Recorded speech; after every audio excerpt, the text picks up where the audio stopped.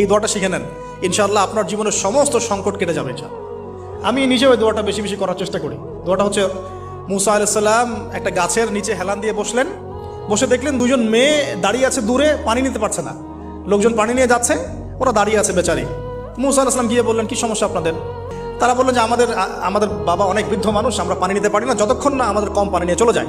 তো মুসা আলাইহিস সালাম একটু বললাম না, ফিজিক্যালি খুব স্ট্রং ছিলেন, থাকে না বডি বিল্ডার, সামনে গিয়ে কথা বলে সরো পানি দিতে দাও, তখন মানুষ একটু মূল্যায়ন করে না।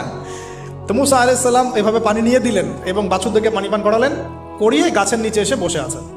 বসে বসে তিনি দোয়া করছেন, এই যে দোয়াটা তিনি দোয়া করছেন, রব্বি, একটা নেক কাজ করলেন, নেক কাজ করলেন না, মানুষের উপকার করলেন, নেক কাজ করে এসে গাছের নিচে বসে দোয়া করছেন, আল্লাহ এখানে তো আমার খাবার পানি বাসস্থান কিছুই নাই, আমি কি করব? রব্বি ইন্নি লিমা আনজালতা ইলাইয়া মিন খায়রিন ফাকির, রব্বি ইন্নি লিমা আনজালতা ইলাইয়া মিন খায়রিন ফাকির।